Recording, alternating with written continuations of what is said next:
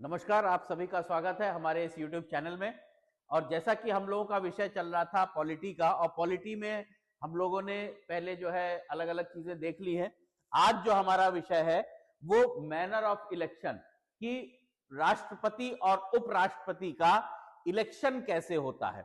तो इस पे बहुत आराम से आप देखिएगा, एक कंपैरेटिव चार्ट, कंपैरेटिव स्टडी मैंने बना रखी है, और बहुत ध्यान से आप देख लेंगे तो एक बार में पूरा कंपैरिजन पता चल जाएगा। और इसी को नेक्स्ट क्लास में मैं गवर्नर के साथ में और मेंबर ऑफ पार्लियामेंट के साथ में भी कनेक्ट कर दूंगा, तो आपको एग्जैक्टली पता चल जाएगा कि मैनर ऑफ इलेक्शन कैसे कंडक्ट होता है।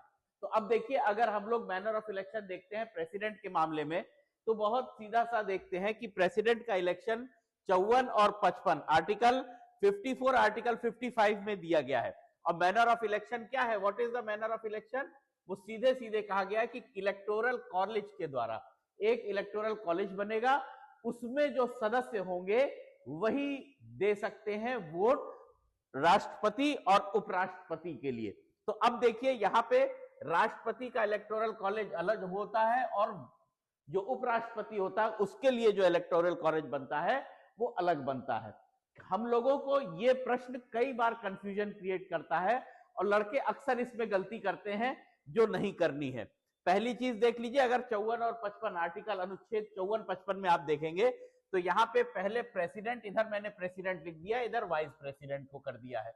अब देखिए, अगर देखते हैं तो यहाँ पे जो प्रेसिडेंट का इलेक्टोरल कॉलेज है उसमें कौन कौन लोग मेंबर होंगे, तो ध्यान दीजिएगा, सबसे पहले लिखा है इलेक्टेड मेंबर ऑफ लोकसभा। तो जो भी इलेक्टेड मेंबर होंगे, चयनित जो इलेक्ट होकर के आए होंगे, केवल वही राष्ट्रपति के चुनाव में पार्टिसिपेट करते हैं। क्योंकि हम लोगों को मालूम है, जैसा कि पहले से, कि पहले दो नॉमिनेटेड मेंबर्स भी होते थे, जो नॉमिनेट किए जाते थे, जो एंग्लो इंडियन होते थे। लेकिन आप सब लोगों को यह मालूम होना चाहिए कि 104वें संशोधन के द्वारा 104वें संशोधन के द्वारा ये जो एंग्लो इंडियंस थे इनको हटा दिया गया है, नॉमिनेटेड मेंबर्स नहीं रह गए हैं। तो ध्यान आपको क्या देना है, पहली चीज कि केवल इलेक्टेड मेंबर्स ऑफ लोकसभा। दूसरी चीज आपको ध्यान देना है, इलेक्टेड मेंबर्स ऑफ राज्यसभा। जो राज्यसभा है, काउंसिल ऑफ स्टेट्स अंग्रेजी में जिसको बोला जाता है, उसमें से भी केवल और केवल इलेक्टेड मेंबर्स। और हम लोगों को मालूम है कि यहां पे राज्यसभा में भी 12 नॉमिनेटेड मेंबर होते हैं। तो राष्ट्रपति के चुनाव में ये नॉमिनेटेड मेंबर पार्टिसिपेट नहीं करते हैं। और इसके अलावा आप देखिए कि elected members of legislative assembly, तो जितने भी राज्यों की विधानसभाएं होती हैं वहां पर भी जो इलेक्टेड मेंबर्स होंगे, क्योंकि वहां पर भी नॉमिनेटेड मेंबर, एक नॉमिनेटेड मेंबर होता है एंग्लो इंडियंस का। तो ऐसे में यहां पे elected members of legislative assembly of the states. तो यहां पे दो चीजें पहले पार्लियामेंट से संबंधित आ गई, elected members of Rajya Sabha, elected members of Lok Sabha, दो।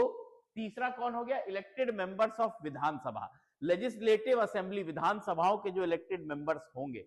और उसके बाद दो जो यूनियन टेरिटरी वाले राज्य थे, जो विधानसभा of national capital territory Delhi, इसके जो इलेक्टेड मेंबर हैं वो भी पार्टिसिपेट करेंगे राष्ट्रपति के इलेक्टोरल कॉलेज में, यानी राष्ट्रपति के चुनाव में। और साथ ही साथ पौंडीचेरी की जो विधानसभा है उसके भी जो है इलेक्टेड मेंबर। तो यहां पे आप ध्यान रखिएगा, जो प्रेसिडेंट के इलेक्शन के लिए इलेक्टोरल कॉलेज बनता है उसमें 5 प्रकार के सदस्य होते हैं।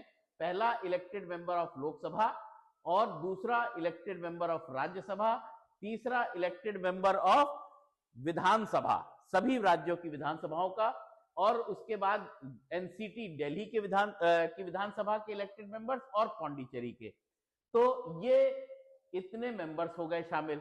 उसके बाद देखिए, अगर वाइस प्रेसिडेंट में यहीं पे हम लोग देखते हैं तो वहां पर भी इलेक्टोरल कॉलेज बनता है, लेकिन वहां पे इलेक्टोरल कॉलेज में कौन होंगे, मेंबर्स, ऑल मेंबर्स यहां पे होंगे, all members of Lok Sabha and all members of Rajya Sabha.